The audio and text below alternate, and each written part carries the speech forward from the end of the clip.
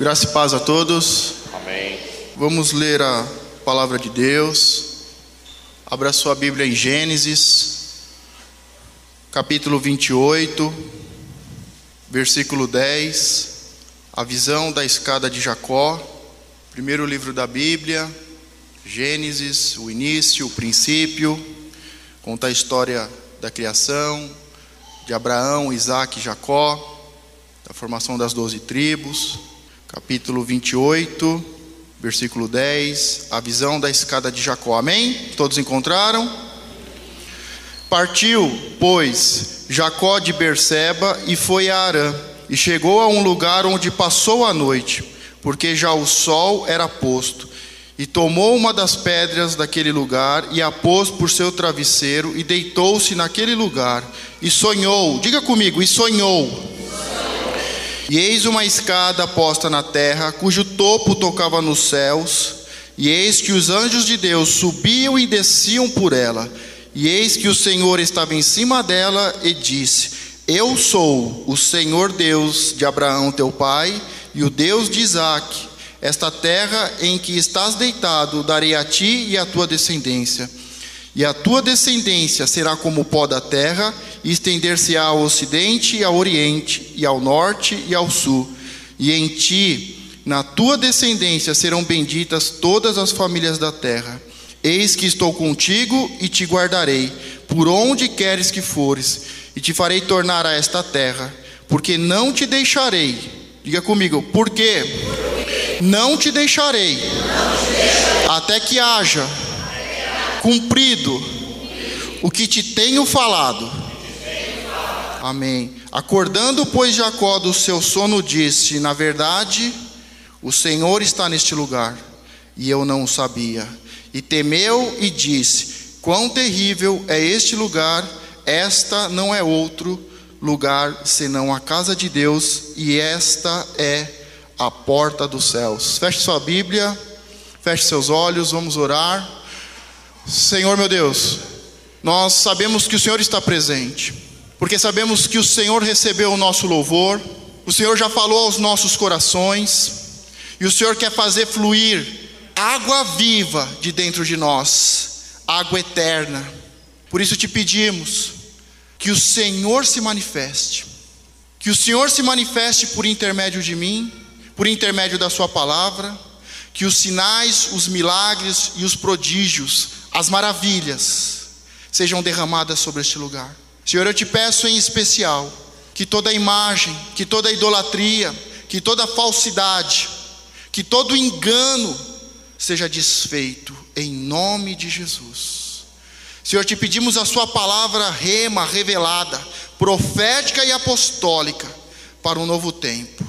Obrigado, Senhor, por tudo que o Senhor fez e por tudo que o Senhor está fazendo. Obrigado pelas suas promessas. Obrigado pelas promessas que o Senhor tem colocado sobre a nossa descendência. Senhor, novamente eu te peço, me usa, que não seja uma palavra humana, que não seja uma palavra teológica, mas que seja o Senhor falando aos nossos corações. Amém? Você crê? Amém. Amém.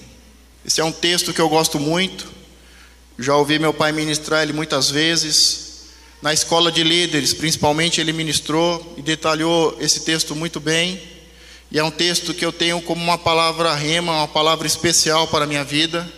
Eu gostaria de compartilhar algumas coisas com vocês hoje.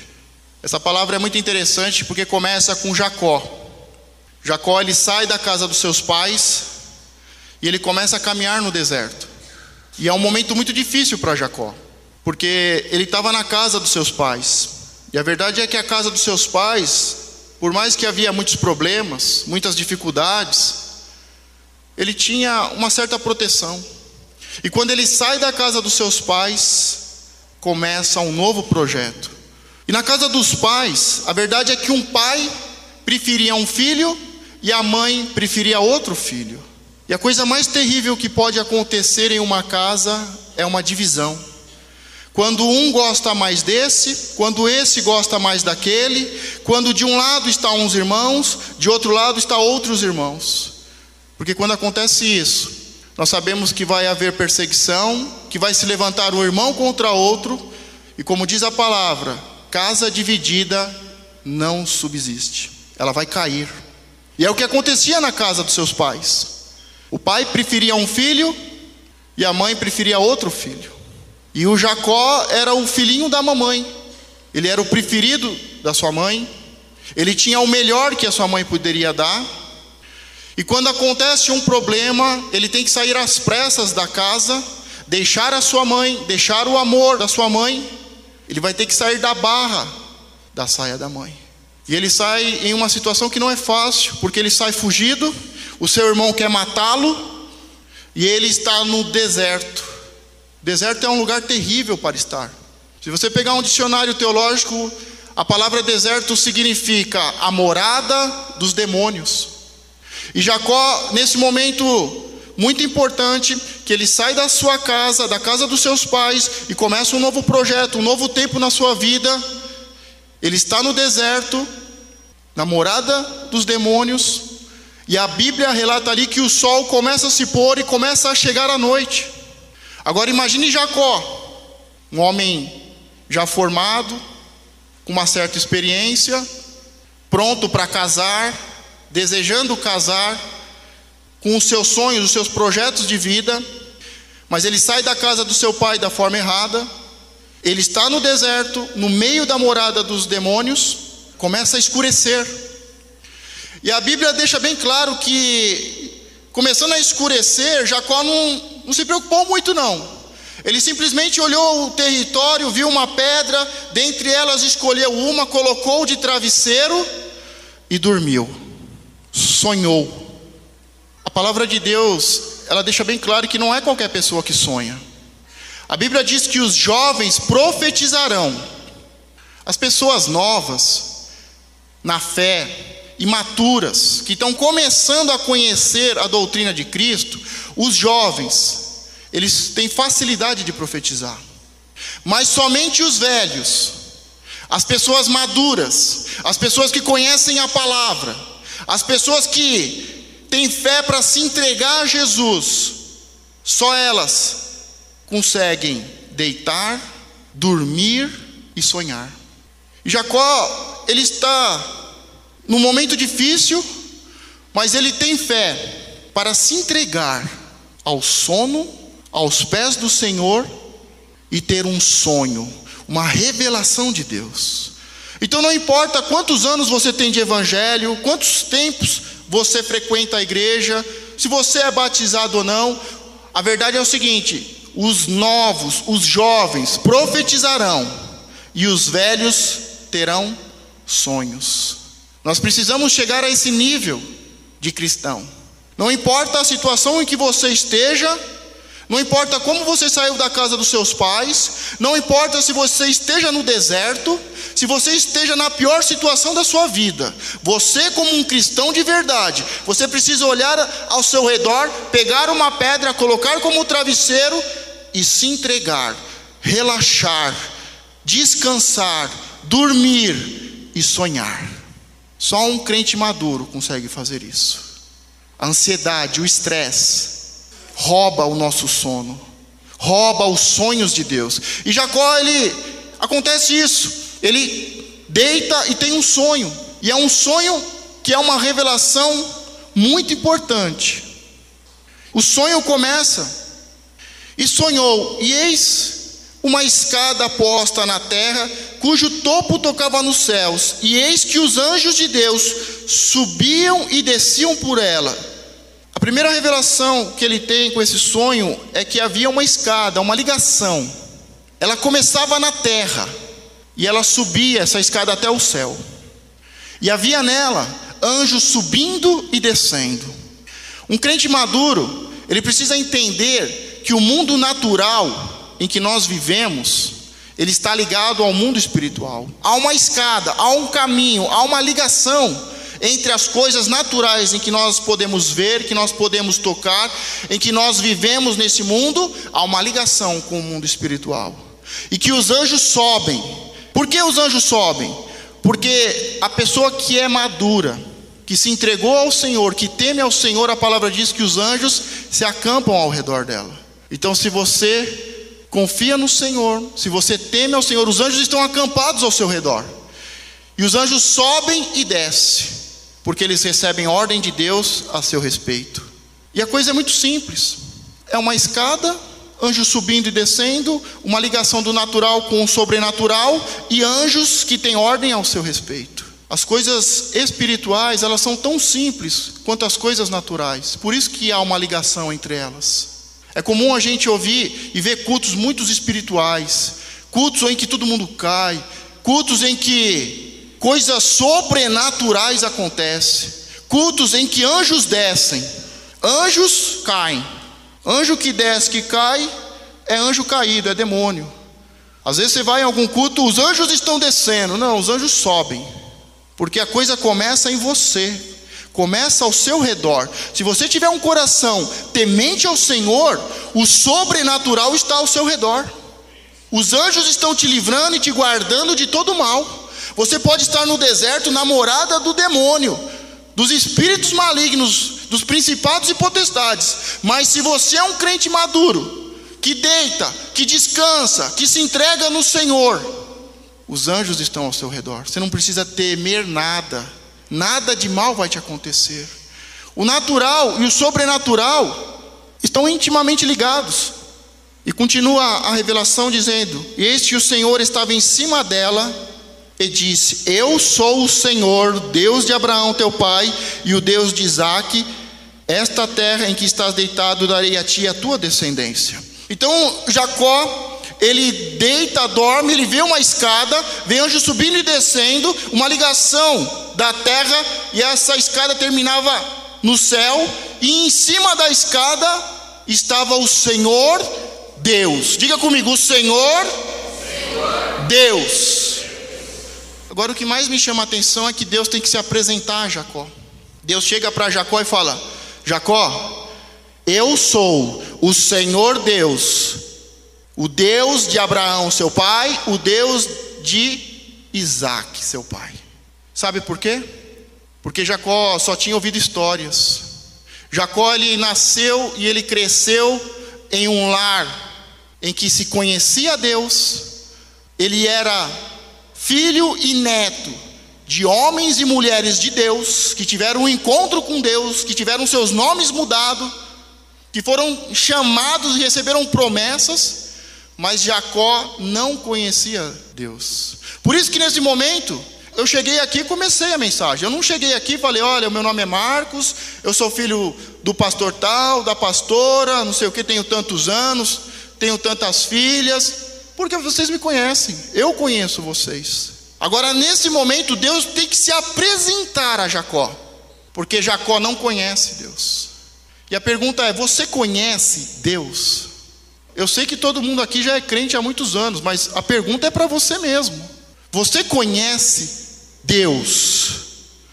Porque Deus Ele está hoje, depois de todos esses anos que você tem de evangelho, de ter lido toda a palavra de Deus, de ter frequentado vários cursos, de ter se batizado, Deus está chegando, está se inclinando e está falando: eu sou o Deus de Abraão, eu sou o Deus dos seus pais. Porque tem pessoas que não conhecem Deus. Eu não estou falando que tem uma pessoa que não conhece Deus, estou falando que tem muitas pessoas que não conhecem Deus. Tem muitas pessoas que cresceram na igreja, que ouviram as histórias de Abraão e de Isaque. Tem muitas pessoas que já chegaram a uma certa idade, que começaram a viver os seus sonhos, os seus projetos, mas chegou a hora de você ouvir: eu sou Deus, o Deus dos seus pais. Eu sou o Deus de Abraão, o Deus de Isaque, o Deus que fez a promessa sobre você. Só depois dessa passagem Deus começa a se apresentar e dizer, só depois desse texto Deus começa a dizer: eu sou agora, a partir de agora eu sou o Deus de Abraão, o Deus de Isaque e o Deus de Jacó. E você vai sair dessa noite daqui dizendo: eu sou filho do Deus de Abraão, do Deus de Isaque e do Deus do Marcos. Deus quer se apresentar a você, e Deus vai se apresentar as próximas gerações falando o seu nome. Mas você pode chegar para mim e falar, algo está fora de texto e contexto, porque aqui só tem crente, nós conhecemos Deus. Será que nós conhecemos Deus? Quando continua o texto, acordou, pois, Jacó do seu sono e disse, na verdade o Senhor está neste lugar, e eu não o sabia. E temeu e disse, quão terrível é este lugar, este não é outro lugar senão a casa de Deus, e esta é a porta dos céus. Só depois que Jacó chegou a uma certa idade, de estar maduro, de em meio às dificuldades, de se entregar, de relaxar, conseguir dormir, e sonhar, e ter a revelação, e ter um encontro com Deus, e Deus fala, eu sou o Deus de Abraão, o Deus de Isaac. Só depois que ele acorda, a gente vê que Jacó, ele começa a entender que Deus está neste lugar. Só depois disso, ele começa a entender que aquele lugar não era qualquer lugar, mas que Deus estava naquele lugar, que aquele lugar não era outro senão a casa de Deus e uma porta para os céus. E o que mais me chama a atenção é o espanto, é a reverência, é a honra, é o temor de Jacó. Sabe por que as pessoas não têm respeito à casa de Deus? Sabe por que as pessoas não têm compromisso com a casa de Deus, com o Deus de Abraão e de Isaac? Sabe por que as pessoas não são ofertantes e dizimistas? Eu sei que aqui todos são ofertantes e dizimistas, mas você sabe por que uma pessoa não é dizimista? Você pode ter 1000 teorias, porque a pessoa tem medo, porque a pessoa acha que vai faltar, porque ela não vai ser trouxa e dar dinheiro para o pastor, para a igreja. O único motivo real e espiritual que uma pessoa não é dizimista é porque ela não conhece a Deus. Sabe por quê? Semana passada teve o dia da ceia e das entregas das primícias e do dízimo, e muitos não entregaram porque não conhecem a Deus. Não existe outra explicação. Você pode falar, não, é que eu estou num momento difícil. Não, é porque a situação não ajudou. É porque esse mês não sobrou. A única explicação que existe bíblica para quem não é dizimista é essa: não conhece a Deus. E a revelação que você tem hoje, e você pode se basear nela, se você conhece a Deus ou não, é se você é dizimista ou não. Se você não é dizimista, eu estou afirmando que você não conhece a Deus. Você nunca teve um encontro com Deus. Você está vivendo no engano. Você está vivendo uma mentira. Você foi presa e vive nas cadeias da religiosidade e da idolatria. E Deus quer te libertar dessa situação hoje. Não para você ser dizimista, mas para você ter um encontro com Ele. Porque quando continua o texto, a coluna de Betel, então levantou-se Jacó pela manhã de madrugada e tomou a pedra que tinha posto sobre seu travesseiro e a pôs por coluna, diga coluna, e derramou azeite em cima dela, e chamou o nome daquele lugar Betel. O nome, porém, daquela cidade antes era Luz. E Jacó fez um voto dizendo, olha o voto que Jacó faz depois que tem um encontro com Deus: se Deus for comigo e me guardar nesta viagem que faço, e me der pão para comer e vestes para vestir, e eu em paz tornar a casa de meu pai, o Senhor me será por Deus, e esta pedra que tenho posto por coluna será a casa de Deus, e de tudo quanto me deres, certamente te darei o dízimo. Só depois que uma pessoa tem um encontro real com Deus, ela se torna um dizimista. Só depois que ela tem um encontro real com Deus, ela vai ter um projeto de vida, de caminhar, de sair de um lugar, de chegar ao outro, de conquistar, com a proteção de Deus, com a bênção de Deus, com a prosperidade para comer, para se vestir, e com o voto de que tudo que chegar à minha mão, eu sei que foi o Senhor que me deu. Por isso eu, em honra, te entregarei e te devolverei. Jacó só se tornou dizimista depois que teve um encontro com Deus. Só uma pessoa que teve um encontro com Deus é fiel e é uma pessoa ofertante e dizimista, voluntária. Você pode estar se perguntando, você pode estar imaginando, você pode estar em dúvida: será que essa palavra é para mim? O que Deus está querendo falar comigo? Será que é porque entrou pouca oferta e pouco dízimo a semana passada? O que está acontecendo? Por que Deus está falando isso? Algo está errado? Algo aconteceu? Não entregaram as ofertas, os dízimos? A única explicação vem do Pai. Ele quer te chamar de filho. Ele quer ter um encontro com você e te tirar da mentira e do engano, da religiosidade e da idolatria. Só para você entender, a Igreja Católica, para nós a Igreja Católica é a igreja mais idólatra que tem. A Igreja Católica pegou uma mulher e fez dela o caminho. Você não precisa caminhar. Você vai fazer petições a um santo, a uma imagem, e essa santa, por ser muito boa, agraciada, ela vai até Jesus e vai pedir em nosso lugar. Esse é o propósito da idolatria: ter algo entre eu e Deus. E essa igreja faz isso. Não só a Virgem Maria, a Mãe de Deus, mas como todos os outros santos, o propósito é que ele esteja entre o homem e Deus. E tudo que está entre o homem e Deus é idolatria. Pode ser santo, pode ser quem for, pode ser o maior profeta do mundo. Se estiver entre você e Deus, é idolatria. Porque Deus tem como prioridade com que nada te afaste dele, com que nada te impeça de chegar ao Pai, de receber o amor do Pai, ser lançado fora todo o medo e de você se assentar à destra do Pai. A Igreja Católica faz isso. E você acha que nós somos mais espertos do que ele. Mas o diabo é astuto. Sabe por quê? Ele conseguiu nos enganar e nos fez mais idólatras do que um católico. Mais idólatra do que um católico. E sabe qual é a estratégia? Usar o maior homem para ficar entre eu e Deus. Porque nós conhecemos Jesus, e poucos conhecem Jesus e conseguem chegar ao Pai, como nós estamos vendo aqui, uma escada que chega ao Pai, e Deus fala pessoalmente com Jacó. Deus fala pessoalmente comigo. Então a estratégia do diabo é colocar o Jesus homem entre você e Deus.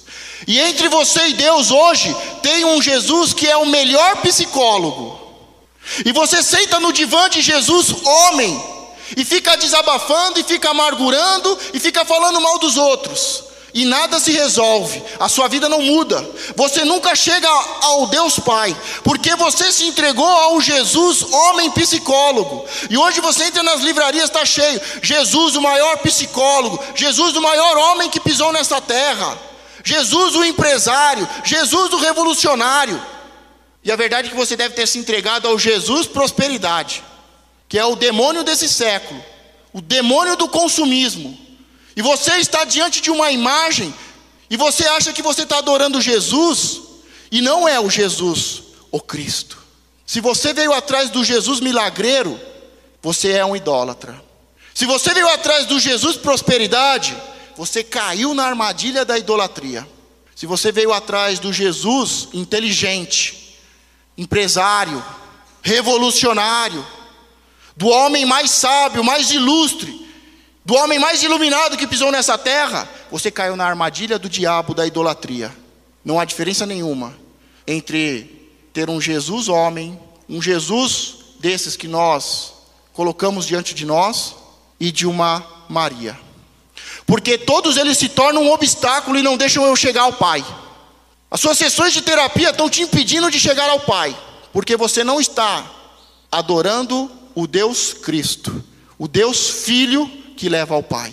Você está adorando o Deus psicólogo, você está adorando o Deus empresário, e não há diferença nenhuma, é a mesma idolatria. O propósito é que venha a pior tipo de maldição que tem, é o da idolatria.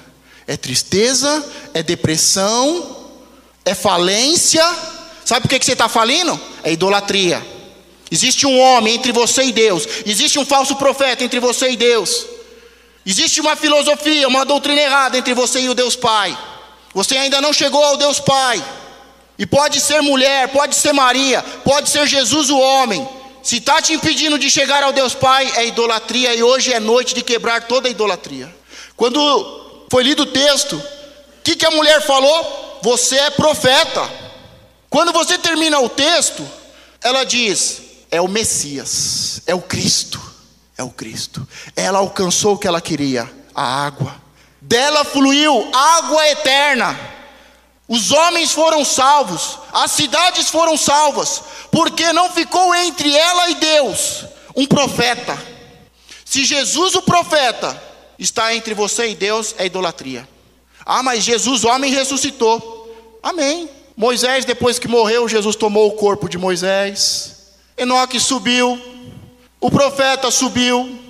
Não é porque Jesus homem subiu em carne que ele tem que estar entre você e Deus.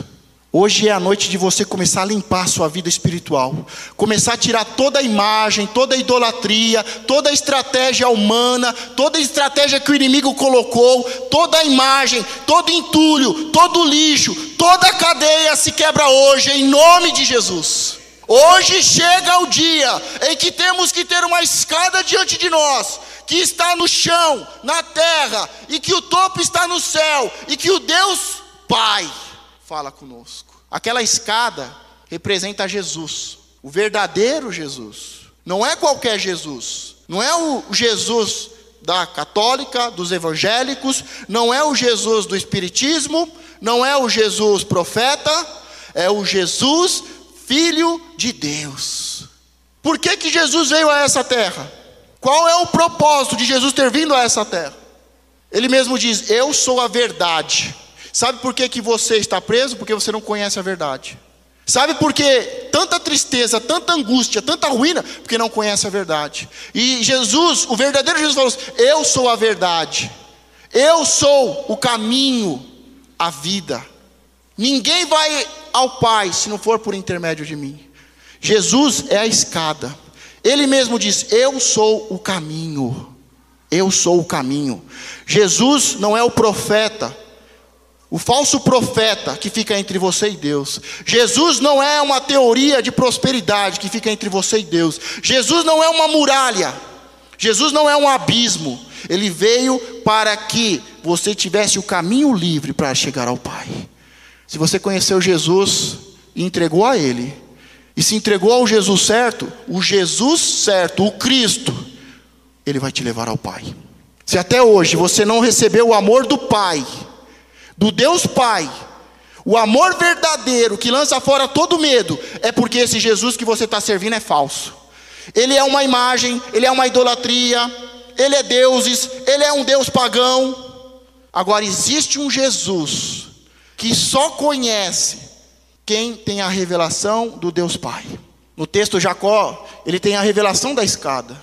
E a revelação que nós temos que ter de Jesus, do Cristo, é que ele é o Deus Filho, enviado pelo Pai, para ser o caminho, para que todo filho na fé de Abraão chegasse até o Deus Pai. Você quer chegar até o Deus Pai? Então precisa tirar a idolatria. Precisa tirar as sessões de psicanálise. Precisa tirar as doutrinas de prosperidade. Precisa tirar todo esse lixo, todo esse entulho. Precisa tirar essa ideia de Jesus, o meu amigo, o quebra-galho. A hora que eu preciso, o meu amigo Jesus quebra um galho. Jesus é o caminho. Ele é o único que pode te levar ao Pai. E se até hoje você não chegou ao Pai, você não recebeu um amor verdadeiro, que você pode estar no meio do deserto e não sentir medo de nada, porque você sabe que o Pai está sobre você, que o Pai deu ordem aos anjos. O Jesus que você conhece tem te levado ao Pai. Ele veio só com esse propósito, de pagar o preço, o sacrifício perfeito, para que o abismo que havia entre o homem e Deus fosse anulado. Tem pessoas, o maior problema é que muitos não querem ter um encontro com o Pai, porque a primeira coisa que vem é a lembrança do pai. O meu pai terrível, o meu pai viciado, o meu pai que batia. A política fez uma pesquisa muito séria, muito ampla, para entender as crianças que estavam na rua. Porque a ideia que tinha é que eram crianças viciadas. Na verdade não era. Quase 60% das crianças que foram para a rua, elas praticamente foram expulsas de casa por causa dos pais. Porque os pais batiam demais. Porque os pais amavam um e odiavam o outro. Porque o pai batia na mulher. Quase 60% da criança que você vê na rua é resultado de uma família destruída.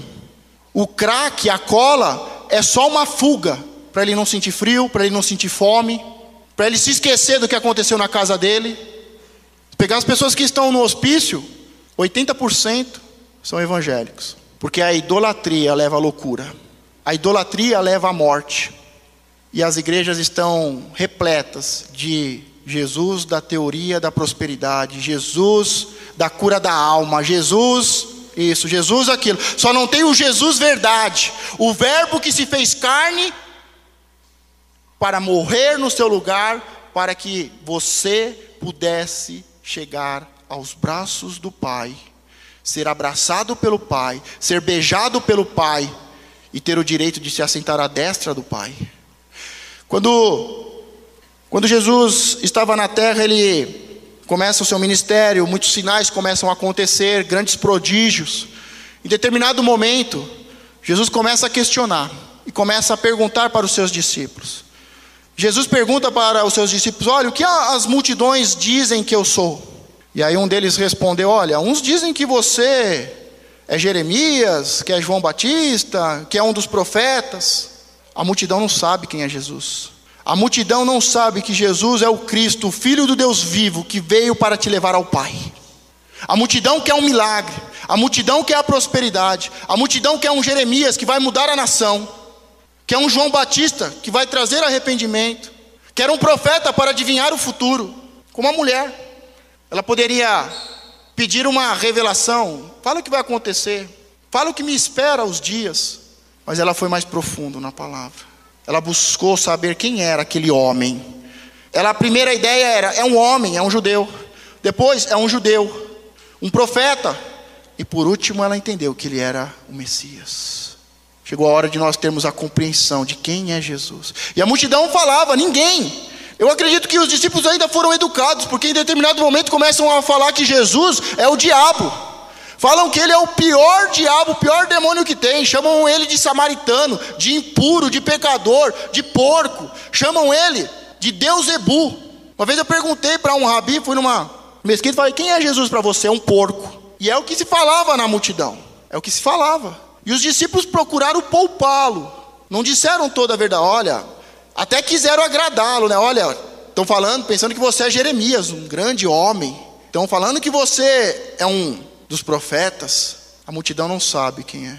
Mas quando ele chega para os seus discípulos e fala: mas e para vocês, que são os meus discípulos, que estão ao meu lado, que frequentam a minha casa, a qual eu entro na casa de vocês, me assento e nós comemos, ceiamos juntos, quem eu sou para vocês? Dos 12 discípulos houve um silêncio. Nem os discípulos sabiam quem era Jesus.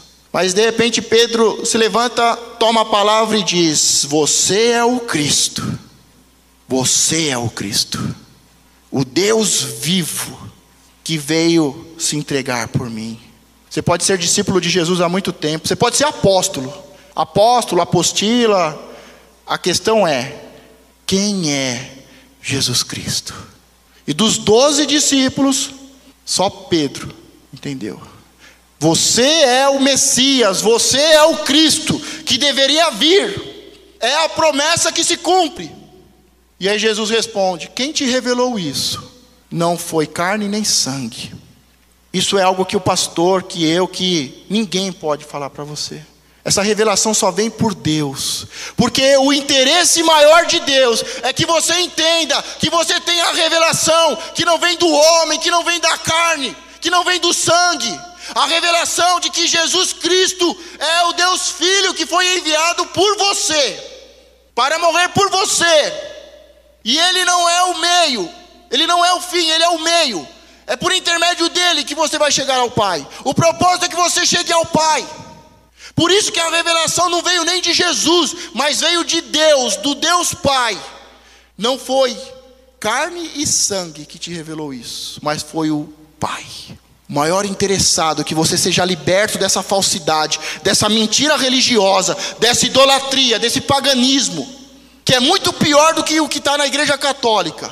Quem é o maior interessado que você entenda quem é Jesus e o que ele veio fazer na sua vida, e que você precisa se desprender dessas mentiras, desses falsos cristos e dos anticristos que vão vir.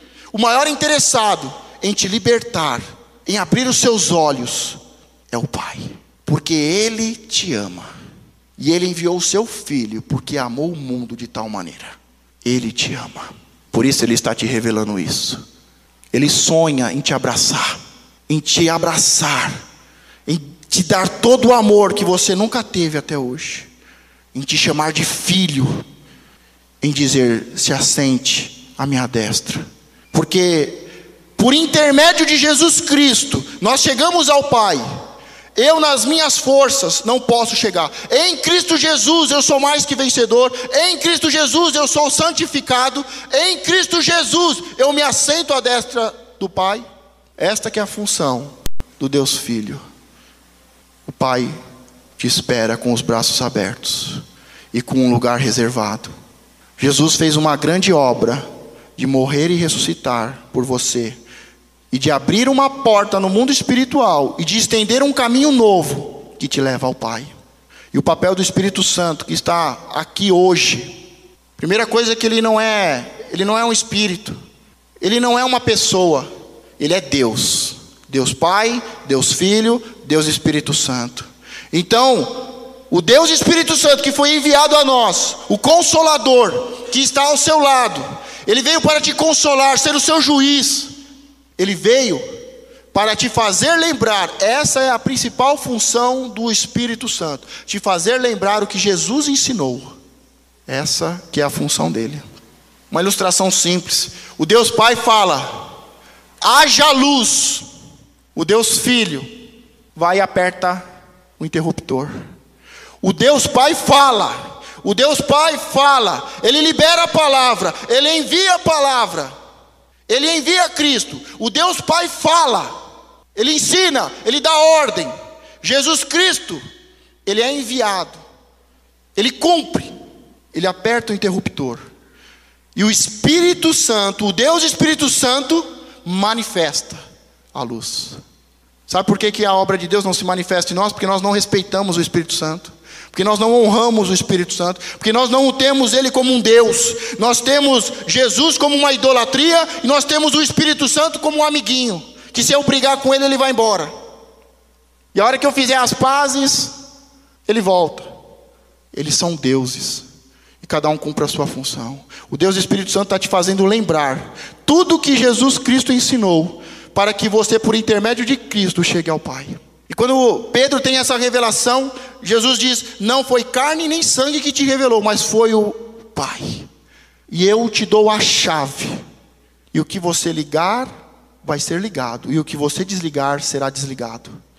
Quando a gente volta para o texto de Jacó, termina ele falando o quê? Que ali era a casa de Deus, que não é outro lugar senão a casa de Deus, e que ali tem uma porta. Jesus é a porta, Jesus é o caminho.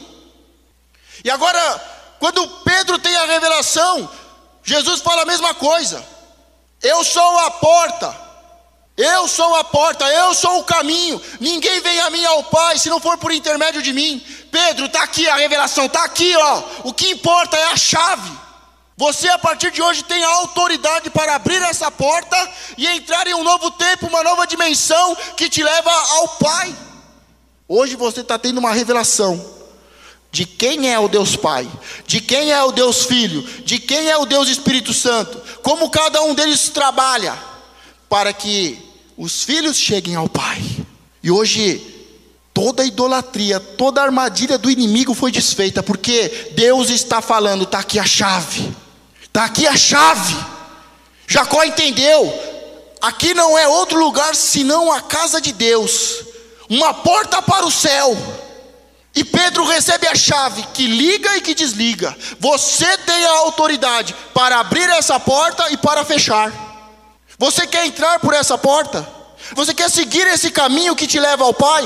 Ou você ainda está com problemas com o seu pai? Ou você ainda acha que Deus Pai é um Deus que está com um chicote. Ou você ainda não sabe quem você é, que não merece as bênçãos e o amor do Pai. É o filho pródigo. Em Cristo Jesus, eu sou mais que vencedor.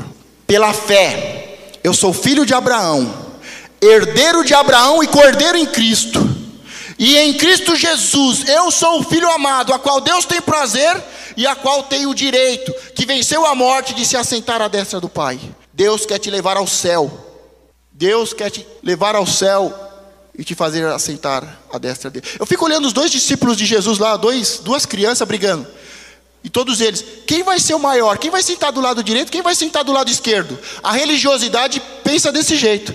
Quem é o mais importante? Quem é o discípulo mais amado? Quem o pastor Gerson gosta? Quem vai sentar do lado direito? Quem vai sentar do lado esquerdo? É tão infantil a coisa, é tão nojenta, que a mamãe dos discípulos tem que ir lá intervir, porque eles senão se matam. Agora quem é espiritual, tem a revelação, sabe que só existe um lugar no céu, à destra do Deus Pai. Agora a criança infantil quer ficar brigando para ver quem é mais importante, para ver quem é mais espiritual, para saber quem Deus ama mais, para quem vai sentar do lado direito, quem vai sentar do lado esquerdo, quem vai ser o último da fila. Só existe um lugar no mundo espiritual para os filhos, à destra do Deus Pai. Para de criancice. Jesus babá não serve. Ele está te impedindo de chegar ao Pai. É filhos maduros. Jesus ressuscitou um homem. A ideia que nós temos é, eu vou morrer, me entregar para Jesus, eu vou nascer espiritualmente, um bebezinho, preciso ser cuidado. Não, quem morre em Cristo Jesus, ressuscita um adulto, um homem formado, um varão, uma mulher, uma pessoa madura. Quem realmente morreu e ressuscitou em Cristo, maduro. Agora a religiosidade te faz nascer um bebezinho. Ai, pastor, eu preciso de cuidado. Pastor, chupetinha, troca a fralda. A religiosidade faz isso. A religiosidade faz você acreditar que você ressuscita um bebê, que você ressuscita um babaca. Mas o verdadeiro Messias te traz a revelação de que não é brincadeira, que não é coisa de criança, que quem morre em Cristo Jesus e ressuscita com Ele, tem direito de se assentar no único lugar que tem no céu, à destra do Deus Pai. O Abraão vai sentar de um lado, que é pai das nações. Não, todos em Cristo Jesus se assentam à destra do Pai. Todos são o mesmo corpo, a noiva, todos são o mesmo, têm os mesmos direitos, e todo que ressuscita em Cristo Jesus, adulto, maduro. Não deixa a religiosidade te prender, não deixa a religiosidade fazer de você uma presa fácil para o inimigo. Você está na mão da religiosidade, da idolatria. O diabo está te enganando e está te sacudindo o tempo todo. O diabo te engana com essas doutrinas falsas. Está entendendo porque quem não entrega o dízimo não conhece a Deus? Está entendendo porque existe tantos falsos cristos? Está entendendo? Porque nós somos idólatras. Abraão saiu de uma terra idólatra. Jacó casou com uma mulher idólatra. A parte humana, nossa, natural, tem uma tendência a adorar os deuses estranhos. Quantos anos o povo de Israel adorou outros deuses? Nós não podemos mais ser presa fácil do inimigo, da idolatria, dos deuses pagãos, das doutrinas falsas. Porque quem está em Cristo Jesus, porque Ele é a verdade que liberta. Ele é o caminho, a verdade e a vida. O que falta mais na igreja, o que mais falta no crente? Vida. O crente está morrendo, o crente está abatido, tudo chora. Por quê? Porque não ressuscitou em Cristo para uma nova vida. Não tem vida, só tem tristeza, só tem morte, só tem amargura, desejo de se matar. Você olha as pesquisas, irmão, você fica de queixo caído. A quantidade de evangélicos que cometem suicídio, que tomam remédio à noite para dormir, senão não dorme, totalmente transtornado. Por quê? Porque está preso na pior maldição que existe, a idolatria, adorar outros deuses. Você quer ser liberto disso? Você quer realmente ter uma visão espiritual? Para isso só tem uma forma: você começar a descansar. Chega de tanta preocupação, chega de tanta ansiedade, chega de tanto estresse, chega de tantas noites sem dormir. Começa a sentar, se prepare para deitar, Relaxe o seu corpo, comece a dormir na presença de Deus. É hora de trocar o jugo. Seu jugo está pesado, o de Cristo é leve. Chegou a hora de você se entregar de verdade ao Cristo verdadeiro, que não é uma mentira, que não é um engano, mas que troca o fardo, que vai colocar uma carga que você possa suportar, que você possa caminhar, que você possa correr. Chegou a hora de nós começarmos a nos entregar de verdade para Deus. Não é fazer um apelo, quem quer aceitar Jesus? Vem todo mundo aqui para frente. Precisamos começar a crescer, amadurecer. Precisamos começar a sair da barra, da saia da mãe. Precisamos começar a nos lançar ao mundo, entrar no território do inimigo, começar a evangelizar, começar a ter sonhos, projetos. Mas para isso é necessário estar nos braços do Pai, estar assentado à destra do Pai, com autoridade para governar. E a única forma é viver e fazer a sua parte da melhor forma possível. Estudar, se preparar, conquistar. E deixar Deus fazer a parte dele. Começar a dormir, ser maduro, deitar, dormir e começar a sonhar. A linguagem de Deus é a linguagem dos sonhos. Deus só vai falar com você por intermédio dos sonhos. Se você não conseguir descansar, Deus não vai falar com você. O que eu mais vejo é profeta estressado, doido, maluco, que não dorme à noite e Deus falou comigo. É uma mentira. Deus só fala com quem está dormindo. Quem falou com você foi a sua alma. Quem mandou foi a sua alma. Quem falou com você foram demônios. Deus só fala com quem se entregou ao Sabá, ao Deus, ao Jesus Cristo, que é o Senhor do sábado e que nos dá o descanso. Se você não entrou em Jesus, se você não se entregou ao Sabá, ao descanso, se você não se entregou a Jesus, não trocou o fardo, você não vai ouvir Deus falar. Agora o que mais tem é pessoas que não ouvem Deus, ouvem a sua alma. O pastor ainda ministrou semana passada e falou: corpo, alma e espírito. O que mais reina nas pessoas é a alma. Deus falou, Deus mandou falar, e Deus isso, e Deus aquilo, e na verdade é alma, é engano, é mentira. Ou nós paramos para ouvir Deus falar, ou vamos viver uma vida doida e morrer no deserto. Quando você estiver em casa, leia o texto de Apocalipse que fala sobre a sexta igreja, a igreja de Filadélfia. A igreja de Filadélfia é muito interessante, que ela fala e significa a igreja que tem o amor do Pai, que o pastor ama as suas ovelhas. E aquela igreja passou por muitas dificuldades, perseverou, guardou a palavra, venceu. Quando você olha para aquelas 7 igrejas da Ásia, todas elas hoje são ruínas, todas elas caíram por terra. Mas esta igreja, Filadélfia, que é a igreja que tem o amor verdadeiro, em que Deus ama, em que o pastor ama as ovelhas e dá a sua vida pelas ovelhas, até hoje tem uma coluna lá. Se você pegar o texto de Jacó, fala que ele ungiu uma pedra como coluna. Se você pegar Jesus falando com Pedro, vai falar: você é a pedra. Nós devemos ter a revelação para sermos a pedra, a coluna fundamental da igreja. E quando você pega essa igreja, ela tem uma coluna. É a única que tem uma coluna hoje. As outras tudo caíram, todas caíram. Muitas igrejas vão cair, irmão, porque foram abertas na alma, na mentira, no engano, vivem na idolatria.